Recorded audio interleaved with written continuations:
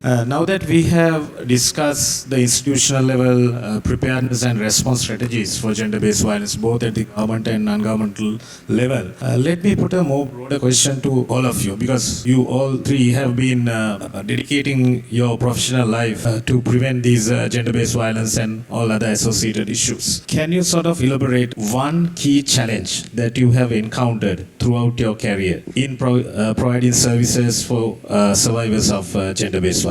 Of course, Dr. Lahiru, we have had many challenges and we still have. Our program was started in 2003, and at that time, the environment was not favorable at all to implement a program. It was a real challenge because, on one hand, we had to advocate the hierarchy, the policymakers, and also our staff. The health staff were not aware of their responsibilities and also that this is a problem which has negative consequences. We had to prepare modules, facilitator guides, training modules, and we had to train them, do in-service training, and also to include them in the curricula, the basic training curricula. And on the other hand, the public, the general public, were not aware that this is a problem, and also they were not aware that the health sector, the health staff is providing services. So we had to create awareness among the public also, and it's still happening, still not over. So it's about not having recognized it as a public health issue among the public, as well Not as a some health of the issue, not no, as not a health issue. Firstly, even our budgets were not approved, saying that it's not a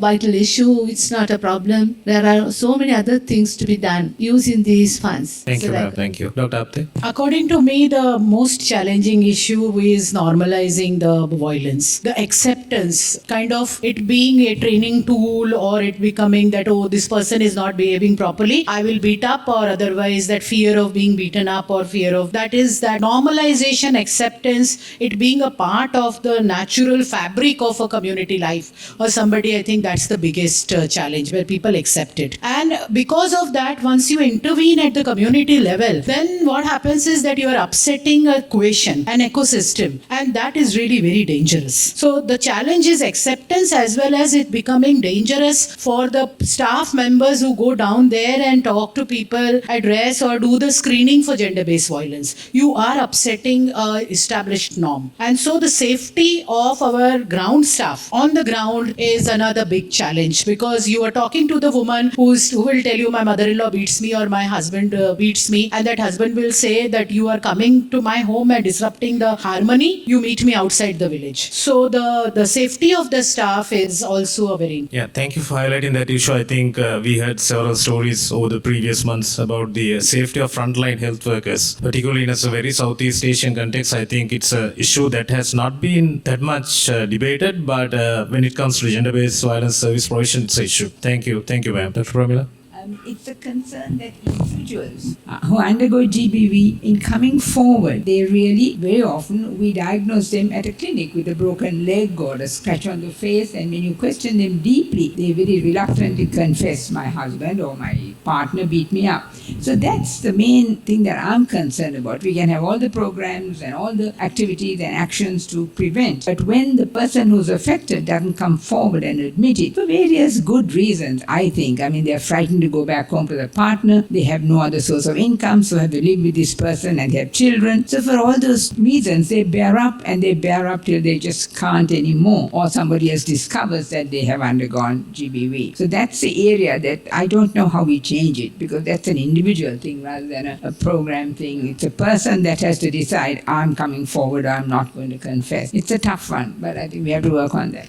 I think you have highlighted a very good area to explore in our future programming as well, how we can approach individual level, because we have been conducting programs, I think, as Dr. Mahapatikam and Dr. Apte has highlighted, at the institutional level as well as community level. So how we can sort of break the barrier at the individual level, that's there to be discussed. So one last question broadly for all three of you. What are the innovations, or what are the innovative ways we can approach for programming, particularly on addressing gender-based violence violence in a Southeast Asian context, because contextualization of programs is vital and very important, and also sort of sustaining these programs are also very vital. So what are your views on that, any one of you? So innovation, I could share something which has worked very well, though it takes a little long. The community pressure groups. So there are pressure groups in some of our communities where women come together in a village and successfully they say that in our village no gender-based violence will happen. And if it happens, then we will go to that house and we will intervene, we'll break that. And they are like the watching group in the community. There is my colleague from Gwalior here, Neelam, they have Shordal, meaning the noise group. So they are pink saris, women wear pink saris in a group, identify themselves, and they do not allow gender-based. Similarly in Maharashtra, very close to Mumbai where our headquarters is, there are about 70 villages. Out of that, 30 villages have these pressure groups who will not allow any violence to happen, and they will beat up the perpetrator. The group of women will beat up the perpetrator. But so those men are very scared of these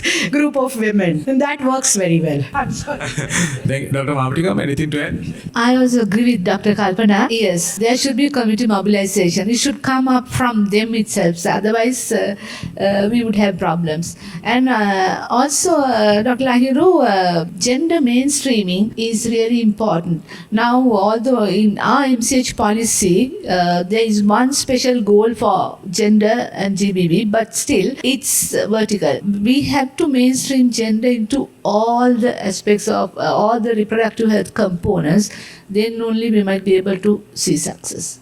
I think I agree with both previous speakers. We don't have sufficient community mobilization, I think, in Sri Lanka. I'm not aware of any programs like Kalpana's where they even try to beat up the perpetrator. We can start doing that. So I think the way to go is community mobilization and community together sorting out their own problems and finding even solutions. Thank you very much. I'm a little bit scared to put more questions onto this panel, so I'll go for the audience if you have any questions. I think we have several hands raised, so we will accommodate 2 questions probably. Time permits. 2 questions, yeah.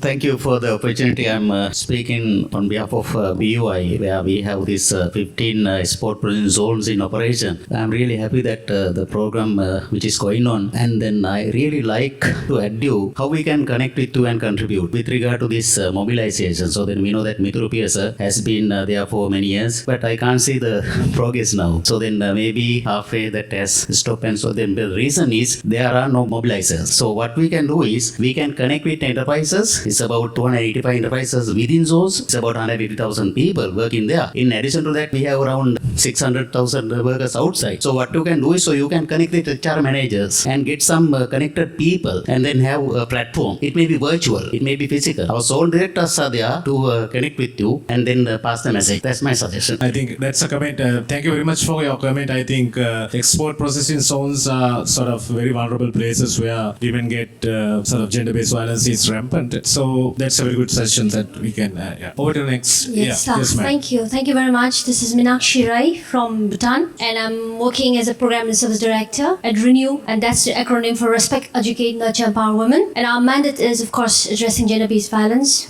including domestic violence. Intimate partner violence is something that we work very closely with, like the thing. So there's a lot of questions here. Just want to share with you all, like you talk about the community mobilization, which is very much part of us. And you'll see the posters outside. That's what we got here today. Not saying that we are very successful, but that's where we are going towards, mobilizing. Very important to have action groups at the grassroots. And then what I want to introduce here, coming from that background, working with domestic violence, and Renew celebrated 20 years of its experience working with violence in Bhutan. And I don't know if you all are aware of or are familiar with something called Consensus Building Initiative. That's what we have come up with now. Because just heard, like we know women coming and beating men. I think it's not the reason, not the solution. Because we really go into depth. It is sometimes the perpetrator, the so-called perpetrator, could be a victim when, maybe at the childhood, maybe that person must have had some experiences, and that's how I never got to unlearn what the habits. So that's what we also think. So we become very careful now as to call somebody perpetrator. So Consensus Building Initiative, we have these 3 conversations, difficult conversations, feeling conversations, we have what happened conversation, we have identity conversations. So we talk about through these 3 conversations now. So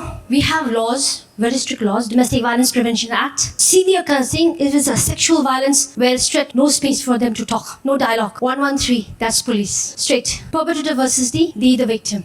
When it comes to where, there's an argument, there's a conflict in husband and wife, very difficult for a victim to come and say that I want a justice. Very difficult when she wants it, but practically in reality, it's very difficult. That's what we saw. So what we do is now consensus building initiative. If it's not severe, we work with police. Police will do a lot of they'll see that there are a series of criteria that has to fulfill before this person can go for consensus bullying. So we do a lot of and here we do not consider both of them. Both of them are.